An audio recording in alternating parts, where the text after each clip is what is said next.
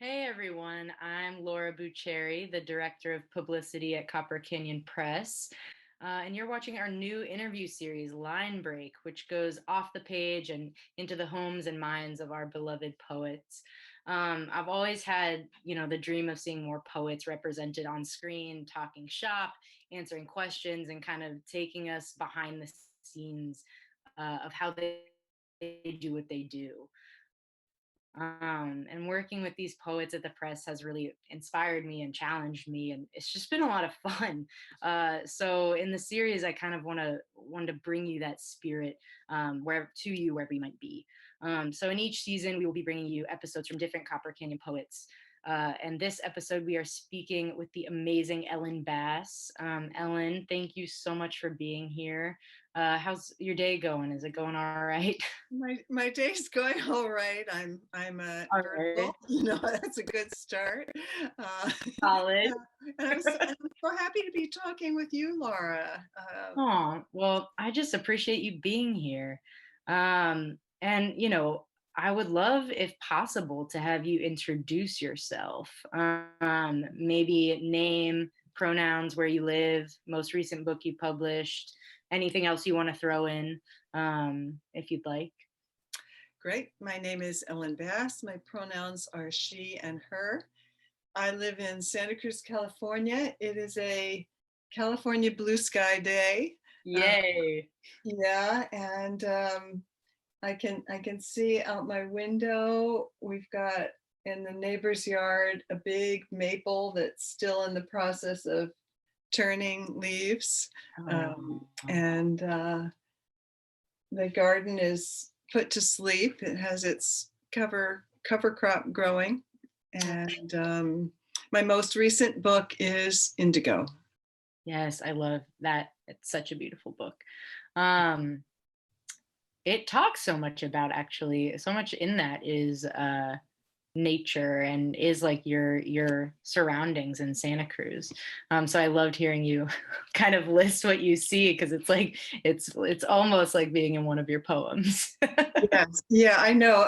Right outside my door is a datura plant, and I have to stop myself because pretty much every time I write, I want to describe the same plant over and over. And I go, no, Ellen, you got to pick out something else once in a while. I would read that book. Poetry is obsession, and that sounds like the obsession of your quarantine, I guess. Yes, yes. Actually, I'm gonna be teaching this series of talks in the spring, and one week is going to be on obsessions, Oh wow. and um, Kwame Dawes, who has talked about obsessions so brilliantly, is going to pop in, and we're going to talk about obsessions. So it's a wonderful thing for any writer to have an obsession. Truly, I know it because it's interesting, because like I would I kind of define obsession as just like constant curiosity, right?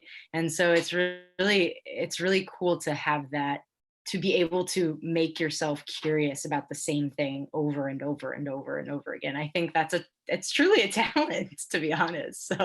So that's my way of saying you're quite talented, and I can't wait to have your obsession book someday about this tree, this plant.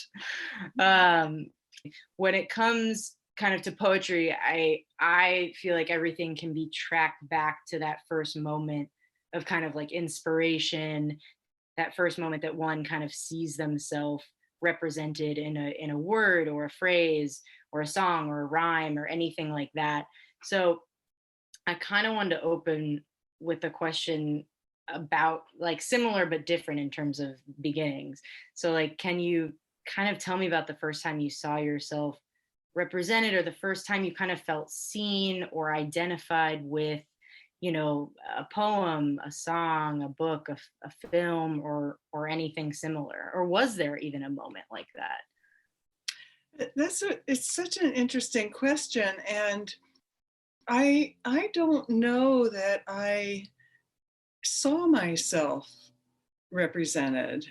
I mean, maybe I was, but I didn't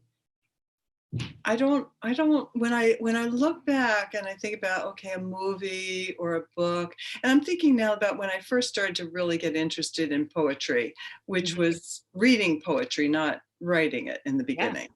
When I was just, very like a young teenager, an adolescent.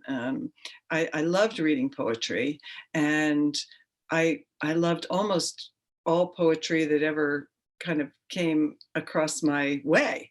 Wow. And I don't know, I really don't know why I responded that way at all, but I did. I loved it. I like to learn poems by heart. I like to I type them out on little index cards, Oh my God, passages. why? To carry Oh, them with you? no, I didn't carry them. Why are we typing them out on index cards? I don't know. Oh I, my God. isn't that no one ever asked me why. Um, I guess I just wanted to have them in a way, Yeah. to have them. And I have a brother who's 8 years older than me, so he would bring home books, and I would read some from what he had. So I was reading at a level that I couldn't really understand. I mean, I could read the words, but I really didn't understand a lot of what I was reading. But I don't. I grew up. My father uh, was born in Russia.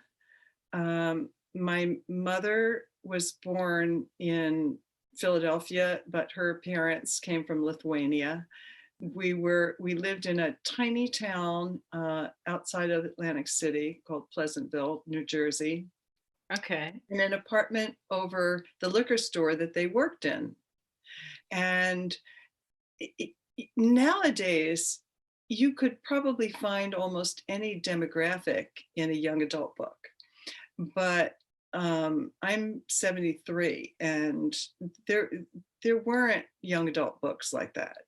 So I didn't see myself in novels. I didn't see myself in poems. I didn't see myself in films. And even besides the demographics, I I don't think. I mean, I saw idealized like who like I would, see Breakfast at Tiffany's and wish that I was gorgeous like Audrey Hepburn, but I wasn't. It was just me. So that's not seeing myself, it's seeing a fantasy. Mhm. Um, and uh, I think the only place where I really identified was in popular love songs. Oh. And because I was very in love with whatever boy I was with at that time. And so, like in 1960, say, like I would have been 13. Is that right? Yeah, it would have been 13. So, songs like, and they called it Puppy Love just because we're 17. And, the theme from Summer Place. And I was in love with Earl Freeman, who I almost married. I was Oh my very God. in love with him. And it was just kind of fluky that we didn't wind up getting married. But, so that's how I saw myself, as a, Wow. as a, as a love struck teenager.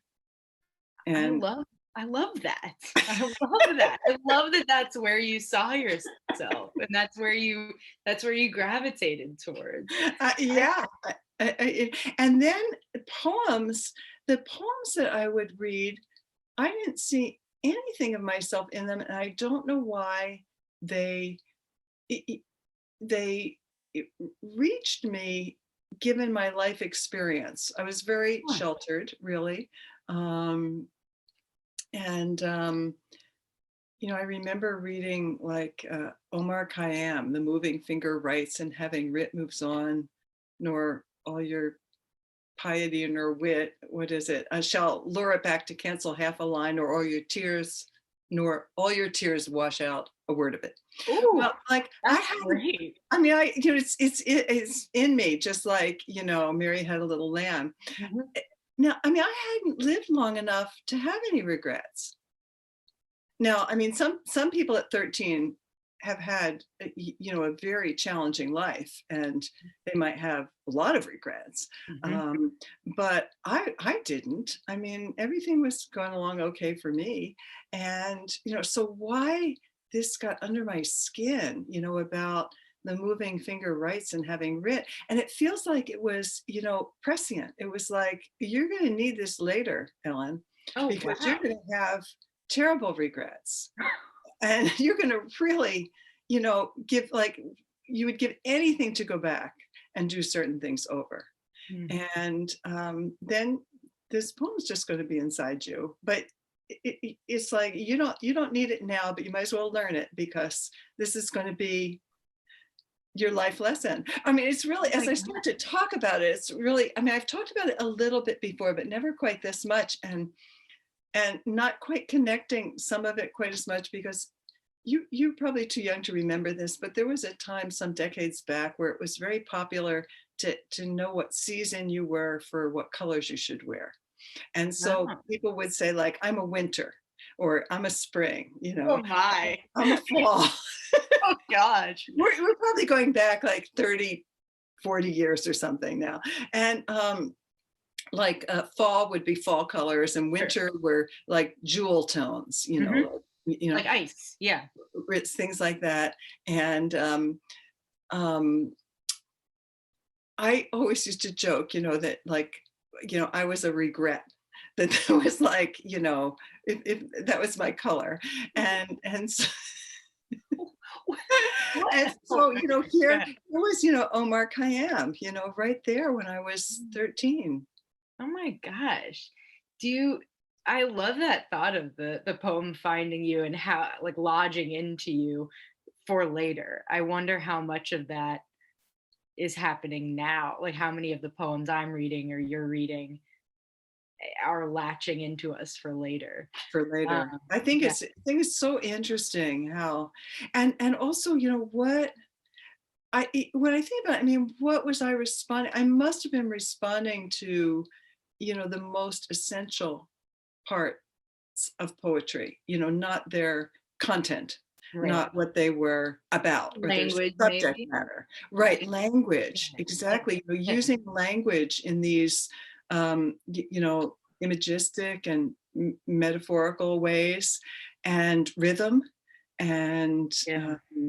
sound, and all the things that poems were from the very, very beginning of And at time. their core, yeah. Incantation, yeah, yes. And so the fact that content might not have spoken to me, like when I was in high school, and we were studying um, poetry, most of the other kids in my class were not interested in the poems we were studying.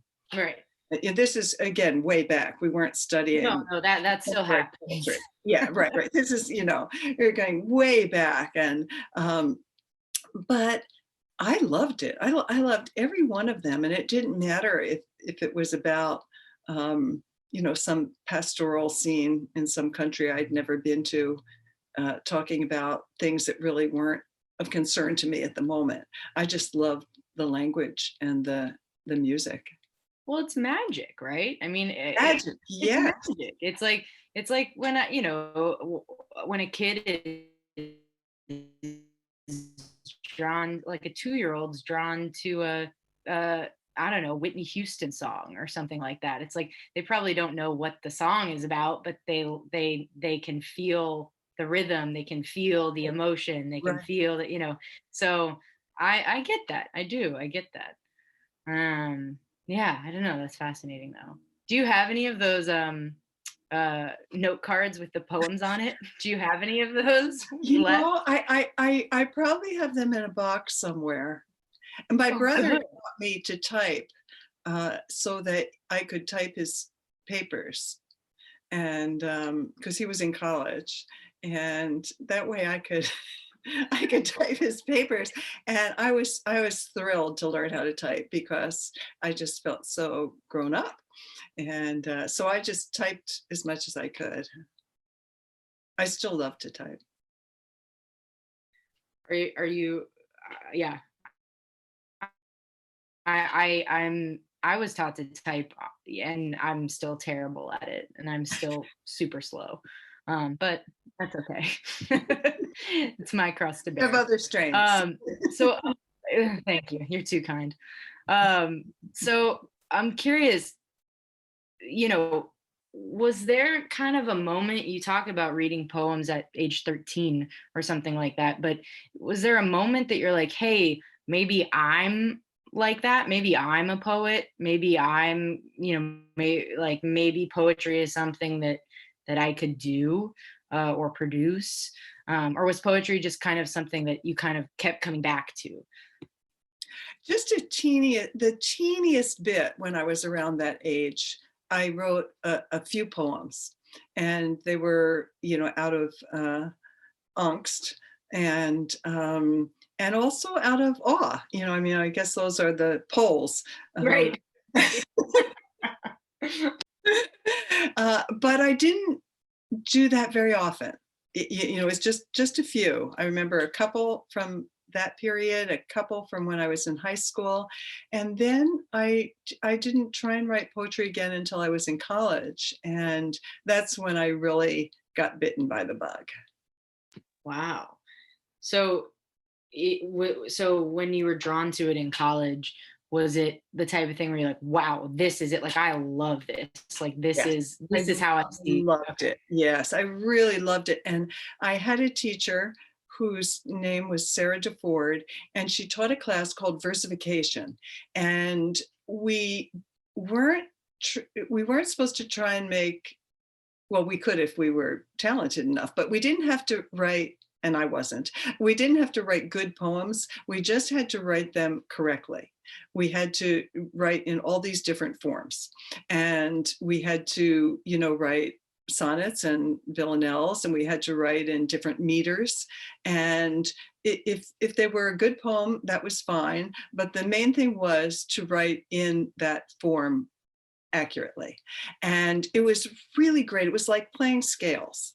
It was just where you got this muscle memory in your body of, what does iambic pentameter sound like, what does it feel like to write it, Mhm. um, what does it feel like to make these rhymes, and we'd have to do all these different rhyme schemes and all of that, and it was like a puzzle, and I was hooked. I loved it. You love the puzzle. I love that. Loved it. I just absolutely loved it. And that's when I started really writing a lot. And um, the idea of being a poet it wasn't like it is today. It wasn't like a career path. Um, yeah, Sure. I mean, no one thought they were gonna.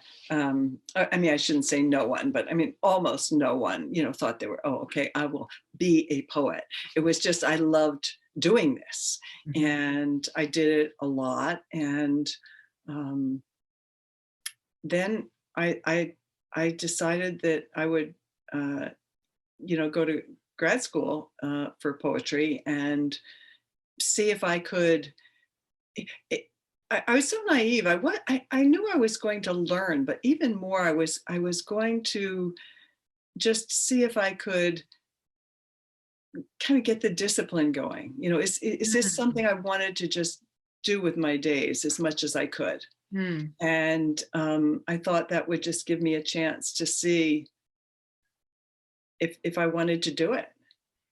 Wow. And And you and did. I did. Yeah, I wanted to do it. I wanted to do it. And Yeah. I just thought, okay, well, I'm just going to get whatever jobs work out in order to, pay my rent and buy food, and just save as much of my time as I could for For writing. writing. Yeah. And not try and do, like a career in something. Yeah. Just try and write as much as I could. And here you are, a poet Yeah, of no, career. that's what I'm still doing, just I trying to know. write as much as I can. I know. I God, I love that. So, I'm curious though. So I feel like a lot of people think they're like, okay, I'm going to be a writer. So I'm going to move to New York. So I'm going to, live, like, I feel like so many people think you have to live in New York or somehow be associated with the city in order to be a writer in some way. So I'm curious, you're an extremely successful poet and, you're living in Santa Cruz, California. And I'm curious, like, how is that? How is it to be a poet in Santa Cruz, California? How is it to be a poet not living in, a major city, let's say? Like, what is that like? Well, I think it's had its ups and downs. It's pluses and minuses. Um, I think on the minus side that I was not. When I moved to Santa Cruz in 1974, and although there are always have been poets in Santa Cruz, they're not in the kind of density that they are Sure. in New York. Sure. And so I was mostly separated, to a great extent, separated from the poets who could have taught me the most. Oh. And so my development was very sluggish, very slow. I'm not one of those poets who just comes out of the gate really good. There, we're seeing those poets We are. and No, I have know. seen them, but we're really seeing them now.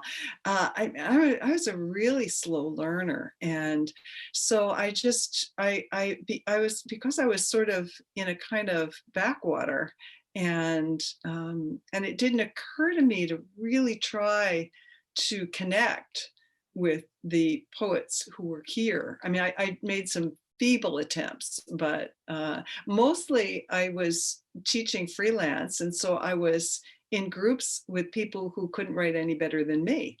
And so I just call it wandering in the wilderness. I was just kind of circling under the mistaken belief that if you just keep writing, you'll get better. Ah, And that was something that was popular at that time. interesting. Okay. Okay. And and it left out the important element of study. Mm. And so I mean, I was reading a lot, but I wasn't studying.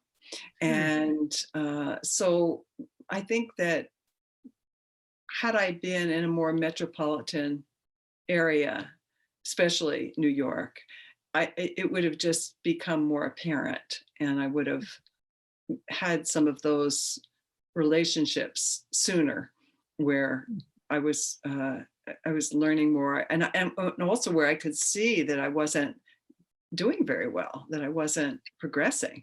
Um, but there is also an upside to it, and the upside is that nobody knew what I was doing. And and so I didn't have anybody saying you can or can't, you should or shouldn't. I was very, Mhm. I mean, I don't mean to make Santa Cruz sound like it's, off the map of, the flat earth map, but it is, a small town Yeah. at the other side of the country. And so, although it wasn't very good for my poetry, it did make the cauldron within which I started to work with survivors of child sexual abuse, and then went on to co-write with Laura Davis, who lived in San Francisco, The Courage to Heal. Right. And had we been in New York, no, that would not have happened, because um, we needed a certain kind of isolation to have that much chutzpah to uh, just take that on and say, we're doing it. And I think that if I had been in an academic setting, Mhm. if I had been teaching at a university, if I had been with people much more sophisticated than I am, that this wouldn't have had the protection of being unknown, relatively unknown, Sure. for that to develop. Huh. So, there's ups and there's downs Of course. No, to everything. of course. Yeah. I And it mean, never occurred to me to move. I mean, nowadays, a poet who wants to teach in a university as a way to both share poetry and also to have the kind of work that allows them to keep writing poems, mhm. um, is for the most part willing to move to do that. Yeah. Now, that never occurred to me, that moving. I love that. It never occurred. I mean, it was like, I mean, if I could have taught at UCSC or something like that, of course I would have jumped at the opportunity. Mhm. But no, I wasn't going to move. This is where I landed, and it was where I was going to make my home, and so I never, I never really thought about going somewhere else. Well, Anyway, and that's a very long answer about living. no, I was interested. I really, really, I mean, because so I associate, I mean, your poems are so Santa Cruz based, in my opinion. They're so like, you know, I mean, they're many things, but they are, like I said at the beginning, they're like the banana slugs and the nature out there. And I just, I don't know. I guess I mean, I'm from Northern California, so maybe it's me longing for a little bit of home, but I also just think there's something about nature that, especially in the pandemic, is becoming so addictive and fascinating, and more and more drawn to it. So when I read your work, I'm like, oh, this is fantastic.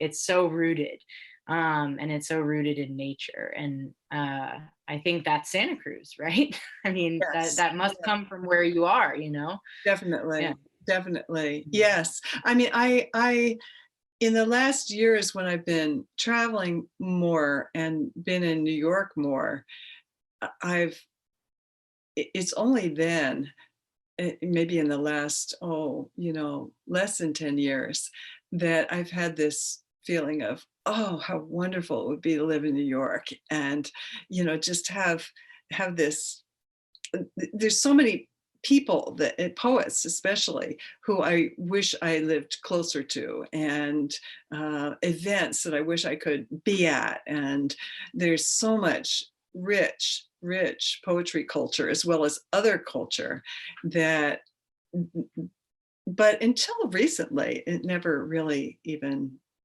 really pulled me.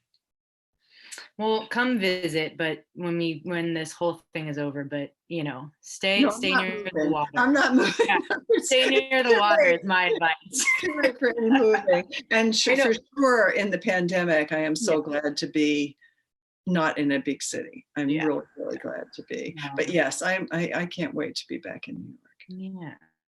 I mean, you can't move because you have so many books. How would you move all the books? This is the question. Impossible. Impossible task. Impossible task. Um, well, I wondered if we could end with perhaps you reading a poem. It could be from your collection, somebody else's collection, anything you want to throw out into the ether, I will take. Yes, I would love to. I'd like to read a poem by Marvin Bell. As many of you know, Marvin died this year, and he is a great poet. And if you don't know his work, there are many wonderful books from Copper Canyon that you should read. And this is a beautiful poem called "Around Us." We need some pines to assuage the darkness when it blankets the mind. We need a silvery stream that banks as smoothly as a plane's wing, and a worn bed of needles to pad the rumble that fills the mind, and a blur or two of a wild thing that sees and is not seen. We need these things between appointments, after work, and if we keep them, then someone someday, lying down after a walk and supper, with the fire hole wet down, the whole night sky set at a particular time without numbers or hours, will cause a little sound of thanks, a zipper or a snap to close round the moment and the thought of whatever good we did. Oh, Ellen, that was perfect. It's such a Oh, beautiful poem. oh gosh. Well, thank you, Ellen. Thank you for bringing Marvin to us. Um, Thank you for being such a great guest. Oh, thank you, Laura. It's wonderful to talk to you. So wonderful to speak with you. And thank you, everybody, for watching. We will be back soon with another episode. And I hope you all stay well in the meantime. So thank you. Take care.